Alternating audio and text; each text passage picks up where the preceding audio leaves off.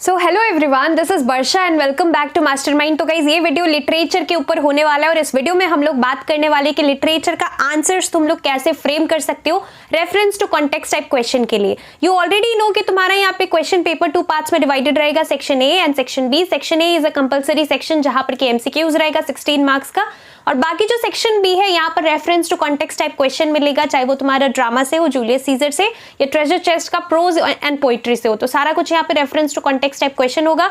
16 marks का set होगा और यहाँ पर तुम्हें टोटल 4 करना है, 4 टोटल करना है। एंड यहाँ पर मोस्ट एक्सपेक्टेड है, मैंने पोएम्स एंड स्टोरीज के ऊपर मोस्ट एक्सपेक्टेड जो कि यहाँ पर इस बार 2026 में आ सकता है, मैंने इसके ऊपर ऑलरेडी बात किया है। अगर तुमने नहीं देखा है तो लास्ट मिनट सजेशन वीडियो जाकर मेरा देख लेना, काफी यूजफुल वीडियो है लिटरेचर के लिए, it's going to help you a lot.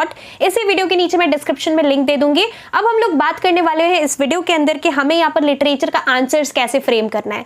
Video को स्टार्ट करने से पहले एक इंपॉर्टेंट चीज मैं तुम्हें बता दूं कि यहाँ पर लैंग्वेज के पेपर में तुम में से काफी सारे ऐसे स्टूडेंट्स हैं जिन लोगों का यहाँ पर टाइम निकल गया था, पेपर ईजी था बट तुम यहाँ पर टाइम को प्रॉपर्ली 2 आवर्स को मैनेज नहीं कर पाए। मैं तुम्हें बता दूं कि ये सेम मिस्टेक जो कि तुमने लिटरेचर लैंग्वेज में किया है, लिटरेचर में मत करना, नहीं तो तुम्हारा लैंग्वेज का पेपर और लिटरेचर का मार्क्स दोनों, लैंग्वेज लिटरेचर का मार्क्स कंबाइन करके इंग्लिश का मार्क्स बन के आता है। अगर तुम यहाँ पर लिटरेचर में अच्छा नहीं करते हो तो फिर लैंग्वेज लिटरेचर दोनों एक कंपलसरी सब्जेक्ट है। अगर तुम्हारा इंग्लिश में मार्क्स कम भी होता है तो भी तुम्हें इसका मार्क्स को कंसिडर करना पड़ेगा, because this is a compulsory subject in ICSE. So make sure that you follow proper time management. अब हम लोग बात करते हैं कि आंसर कैसे फ्रेम करना है। तो क्योंकि हम लोग टाइम मैनेजमेंट के ऊपर अभी बात कर रहे थे तो इंपॉर्टेंट है कि यहाँ पर टाइम को मैनेज करने के लिए आंसर का लेंथ मैटर करेगा।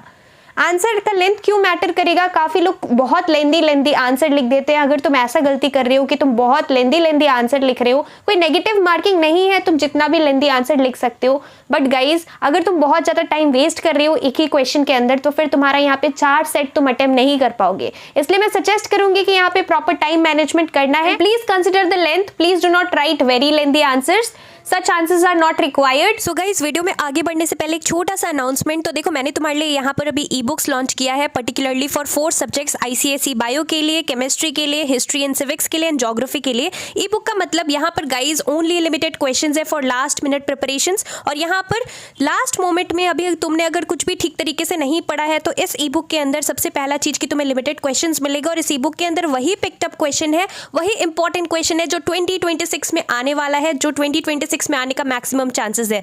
लास्ट ईयर भी गाइस हमने ई बुक लॉन्च किया था एंड डेफिनेटली तुम्हारे सीनियर्स का 2025 बैच स्टूडेंट्स का काफी ज्यादा हेल्प हुआ था। तुम लोग पिछले वीडियोस में जाकर देख सकते हो, कमेंट्स रीड कर सकते हो।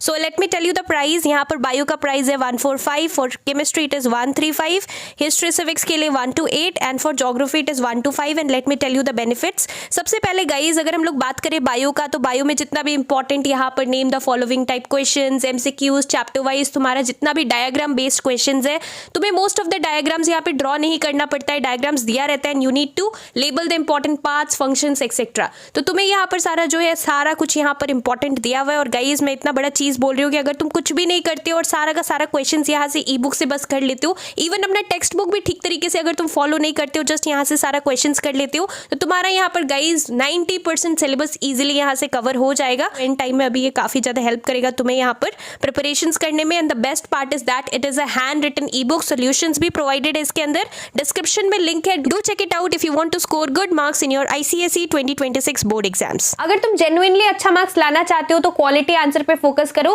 Rather than the quantity. मान लो कोई क्वेश्चन है विच कैरीज 3 मार्क्स, 3 मार्क्स का क्वेश्चन है, उसके लिए तुम अगर यहाँ पे 1 पेज का भी आंसर लिख रहे हो, पूरा 1 पेज का तुम पूरा 1 पेज यूटिलाइज करके लिख रहे हो, फिर भी उसमें तुम्हें 3 ही मिलेगा, राइट? अगर तुम बहुत कुछ लिख देते हो फिर भी।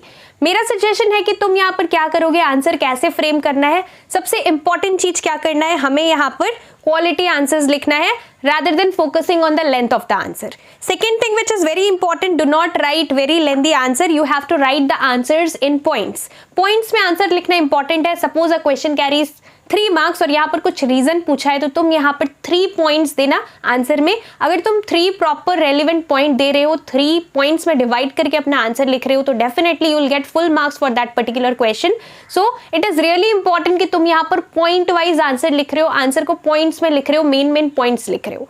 सेकेंड थिंग हमें क्या करना है, always underline the important keywords. Council gives you more marks if you underline the important keywords in ICSE. तो लिटरेचर में हमें क्या करना है, this is not only valid for literature but for the rest of the subjects also. तुम यहाँ पर जो आंसर है क्वेश्चन में, जो मेन चीज पूछा गया है और जो मेन चीज है उसका आंसर तुम जब पूरा लिख रहे हो तो उसमें जो main part of the answer है, मेन चीज है, उसको तुम यहाँ पर अंडरलाइन कर सकते हो. अगर तुम उसको अंडरलाइन कर रहे हो तो वो यहाँ पे हाईलाइट हो जा रहा है and the teacher who is correcting your paper will see that तुमने यहाँ पर वो पार्ट अच्छे से आंसर किया है, वो चीज हाईलाइट होके आ गया, तो तुम्हें यहाँ पर अच्छा मार्क्स मिलता है. So do follow this. Next thing which is very important, बहुत इंपॉर्टेंट है कि सपोज कई बार ऐसा होता है कि एक ही क्वेश्चन के अंदर दो क्वेश्चन रहता है, राइट? मतलब एक क्वेश्चन है उसी के साथ एक और क्वेश्चन है, वो एक ही क्वेश्चन का पार्ट है.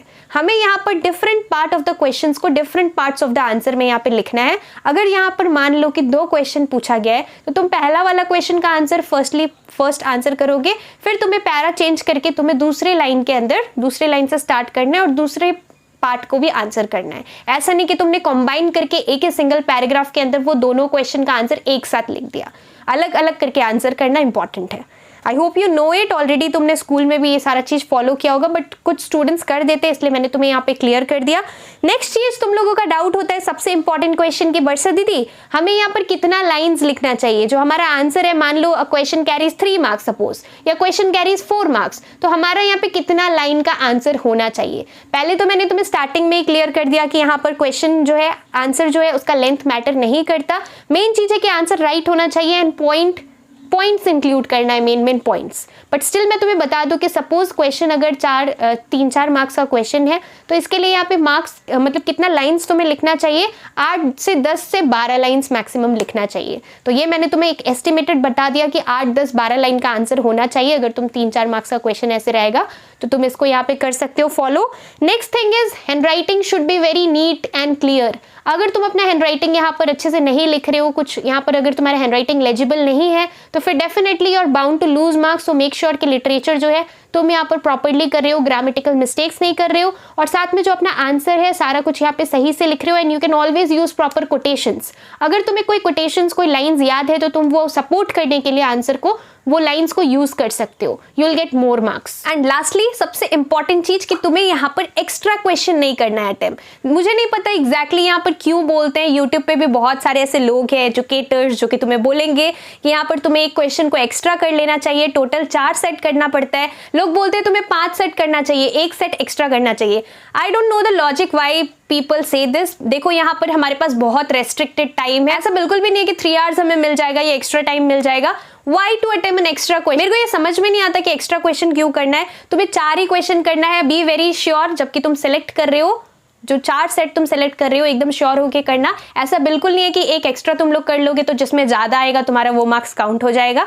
तो तुम्हें यहाँ पर क्या करना है, इस वजह से तुम्हारे यहाँ पे पेपर पूरा बिगड़ जाएगा. तो मैं यहाँ पे सजेस्ट करूंगी, देखो टाइम भी तुम्हें नहीं मिलने वाला है, 4 ही लोगों को कंप्लीट करने में कम पड़ जाता है टाइम, तो तुम्हें 4 सेट ही करना है. Please don't listen to such videos, please don't listen to such people who say कि तुम्हें यहाँ पर एक्स्ट्रा क्वेश्चन अटेम्प्ट करना चाहिए. इवन अगर तुम्हारे स्कूल के टीचर ने भी बोला है, मैं बोलूंगी that teacher is completely wrong.